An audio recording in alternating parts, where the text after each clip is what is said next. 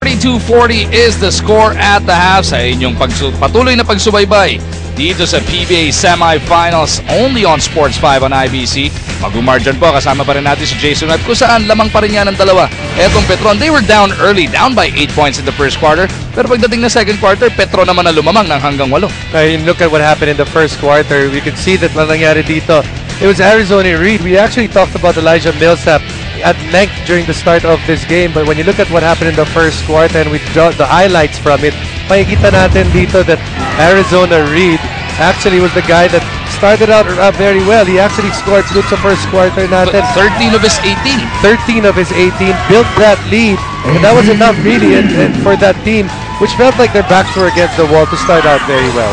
Kulang-kulang nga ang players dito na Rain or Shine na more notably yung Collie, hindi pa rin nga naglalaro, and si JR Kinyahan unavailable for tonight. Pero pagdating nga ng second quarter of action, itong turnovers sa Ross ang kanila naging problema. The turnovers really led these dunks, layups, all these easy points para dito sa Petron Blaze Boosters. But other than those 3 points, there was a guy that really was able to start getting hot, and that was Marshall Laster. Started out with that layup and then started getting hot from 3-point range. That's one at the top, and right after that, able to hit this corner 3 coming from Petron.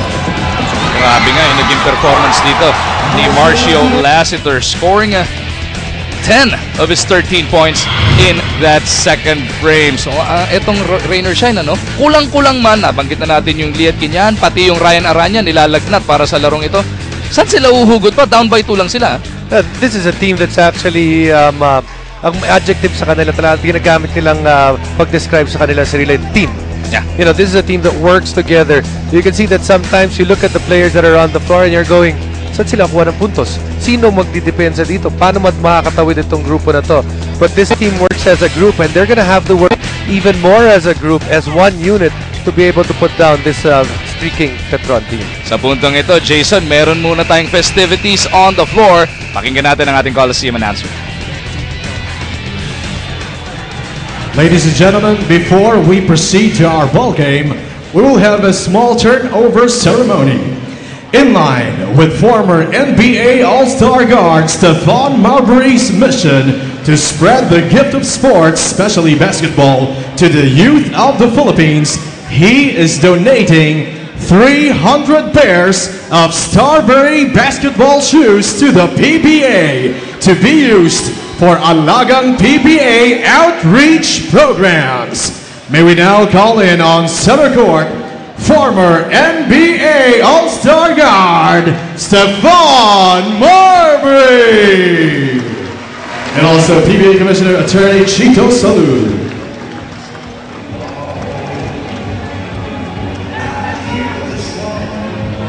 Thank you very much, Stephon Marbury and PBA Commissioner Attorney Chito Salud. Paano ba maging beneficiary ng alagang PBA? 300 pairs yun. Baka may size 9. Wala kaya.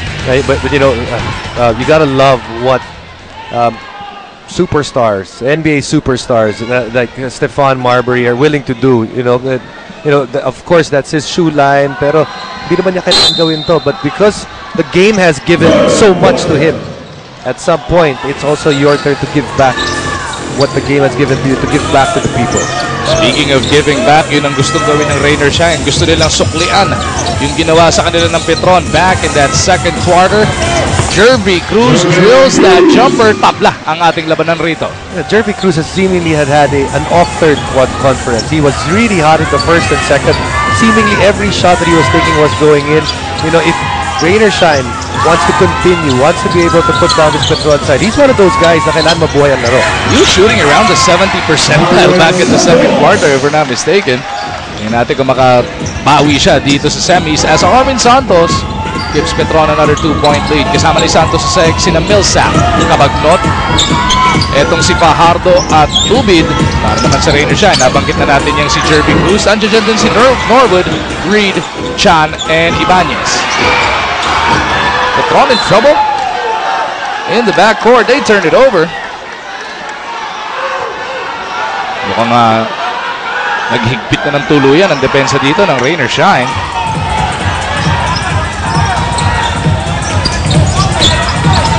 Reed Attack up and under kontra dito kay Millsap. Good move. It's been a battle between AZ Reed as well as Millsap the entire game, and it's been a treat to watch.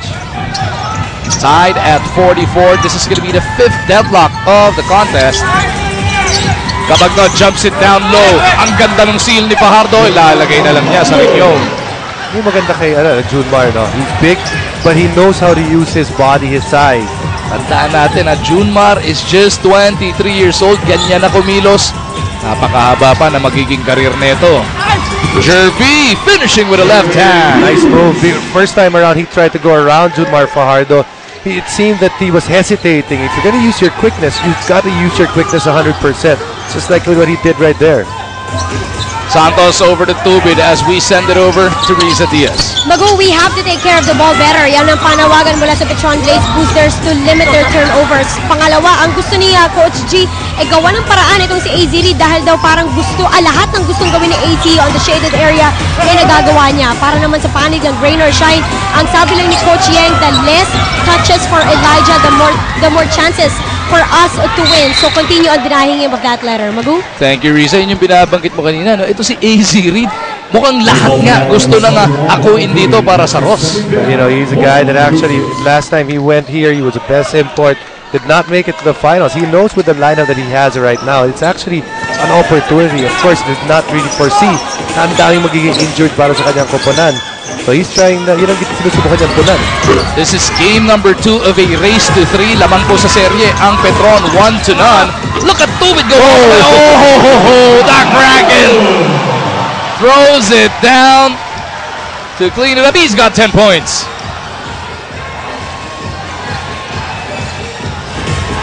Reed gustong bumawi. Millsap trying to put a stop to him. Reed off the fadeaway. No, Tubid with a rebound. And he's off and running. The Fearless drops it off to the Spider-Man.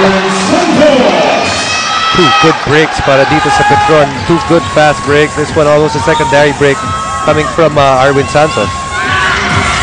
Jerby Cruz misses. The battle. Grabe yung banggaan ni Millsap sa kanyang AZ3 Millsap once again off the crossover. The pull-up is good. That's a 6-point lead para dito sa Petron. It was quick, you know. Every time bumaba itong Petron, they got into their offense early. And just like that, lumaki yung kalamangan.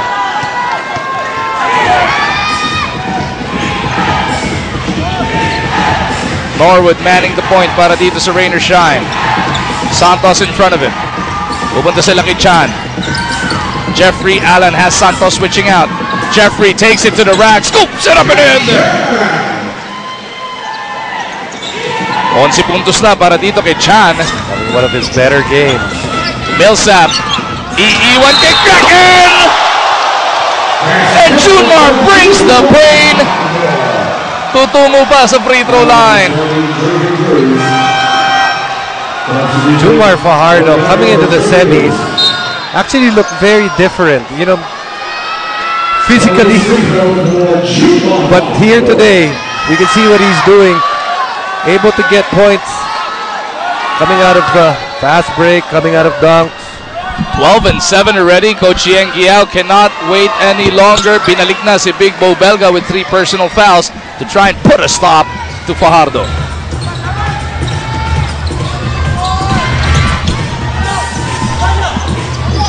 (54-48). Petron is up by 6. Chan lines up a 3. No go. Norwood bothering Santos. Gabe Norwood underneath. 2 pump fakes. Feeding Jaire. And Ibanez goes glass for the 2 points. Ngayon, kailangan daanin talaga sa tiyaga ng rain or shine because they cannot buy a basket from 3-point range. That's 0 out of 7 or 0 out of 8.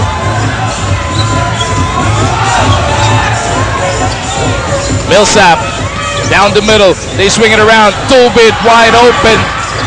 Matalas. Belga for the board. Norwood gets it out to Jaire. No numbers for Ross, but Jeff Chan doesn't care. Overshoots though. He's gotten those shots. A good look mula sa 3-point range. Just not able to knock it down. But other than that, he's been able to get his points from inside. Millsap gets the reverse. Kasama pang foul. What can he not do here, Jason? Ginagawa dito ng Petron. No rest offense. They just continue to come in waves. All these guys just attacking and attacking. Merciless, ano? Talagang pinahihirapan yung depensa. Just when the defense looks like they will get a breather, tatapak na naman sa silinyador itong Petron. Millsap completes that three-point play to stretch this lead to 7. Norwood ang magtatawid para sa Ross. Reed at the post. Millsap to beat. Reed backs up. Spinning baseline. Arizona feeding Jaire. And Ibanez hits for the second time here in the third. And that's good para kay Jaire because he's the one playing defense. He's the one playing defense on Elijah. But he's also has to be a good threat, and he's been a pretty solid one here in the third. 6 in total para dito kay Jaire. Lassiter picked up his dribble. His pass natapik pero napulot pa rin ni Millsap. Lassiter finishes with the left. Couldn't buy the bucket. Reed zigzags into the front court. Norwood doesn't like the set. Chan couldn't pull the trigger. 10 segundo sa kanilang shot clock. Jeff bobbles, recovers, gets it to Bo. Here's the three. Doesn't go. Ayaw talaga pumasok para sa Rain or Shine. All tournament long, Rain or Shine has struggled from distance. Oh! One more time para kay Junmar Fajardo. May atraso ba yung ring kay Junmar? I think the blonde Kraken is better than the blue net. Mas gusto mo yung angas na itong blonde Kraken, ha? 59-52 is the score. Belga babawi. Up and away. 4 in total for Big Bo.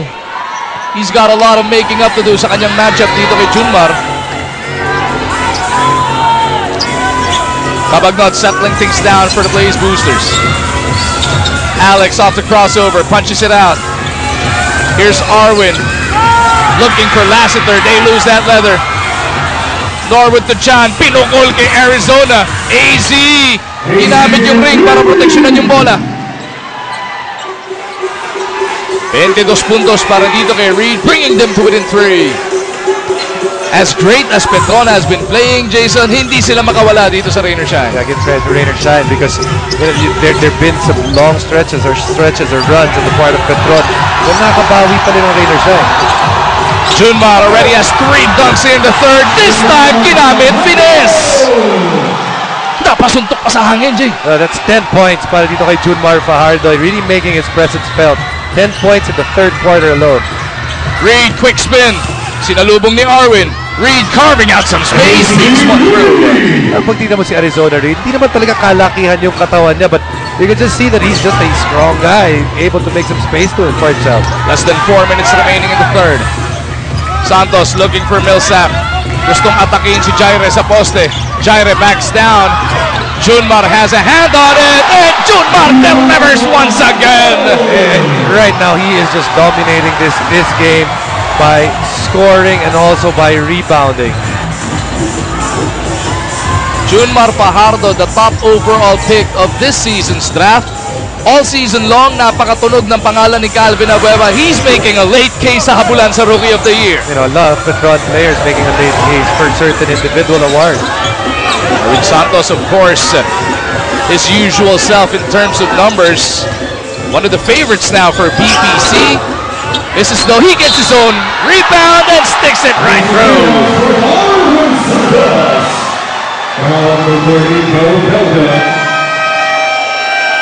65-58.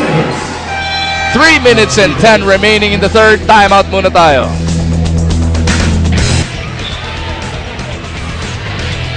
The Blonde Kraken continues to stamp his class on this series. Back in Game 1, 15-17. Dito sa Game 2, he has already exploded for 12 of his 18. Here in the third quarter, tatlong dumatagundong na dakdak pa ang kasama noon. Grabe, no? Off the follow. Tapos, pagkatapos ng tatlong dakdak, pinakitaan naman ng finesse itong si Big Bo Belga. Bang klaseng performance ang pinapakita ni Junmar so far. Jeff Chando gustong bumawi. Still couldn't get that three. Junmar with another board. Pang-10 rebound na yan para dito kay Fajardo. Another double-double evening para sa kanya. Millsap though, niluwanang rin yung kanyang tira.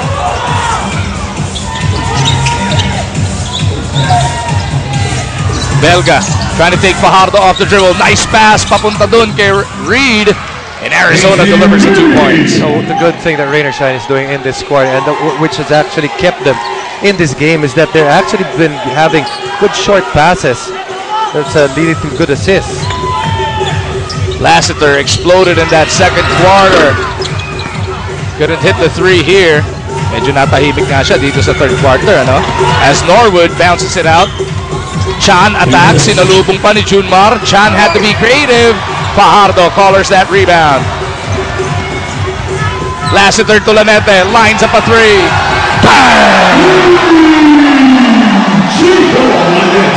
And how good has Chico Lanete been for this Petron squad this third conference? Actually, when you look at that team, you didn't think he was going to be that second guard coming off the bench, but he has cemented that spot as that guy that replaces Alex Cabagon. Reed di makabawi. Lassiter tracks it down. Less than a minute and a half remaining in this third frame. Fajardo na naman, spinning baseline. Junmar spinning back. Is fouled. Big Bo Belga could not believe it. That's his 5th foul. 5th personal foul whistled on Belga. Let's see what happens right here. That's a good call. You can see that he actually came across. Even though you get the ball, if you come across the hand, usually tatawagan ka ng foul. Timeout requested here with 1 minute and 18 remaining in the third.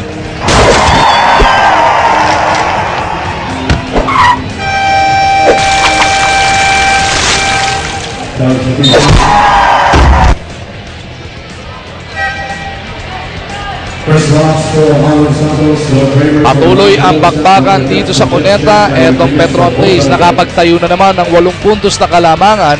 Rain or shine, ayaw magpalayo. This has been the biggest lead of the ball game. Rain or shine nakapagtayo ng 8-point lead in the first quarter. Etong Petron naibalik sa 8 pero dinagdagan na yan ni Junmar Fajardo. 19 and 11 so far. Look at the field goal shooting, Jason.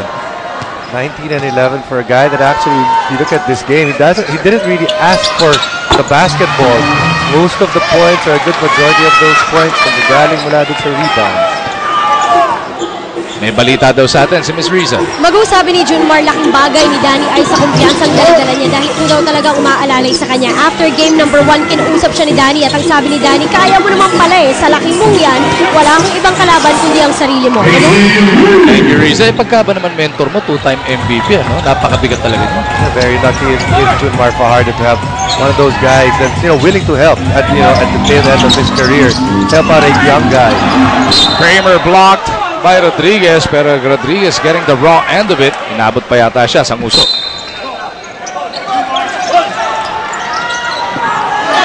Fajardo. Reed na ngayon ang tao niya.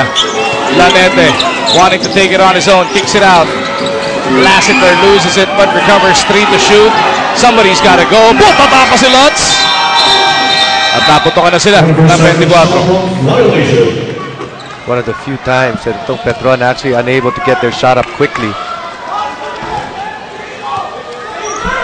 Rain or shine, still hanging on the coattails of Petron. Chu with the leather, having trouble against Lanete. Personal foul whistled on Chico. That's that automatic foul. Sa likod pag yung player. You gotta think this Chu, one of those guys that has to somehow catch fire.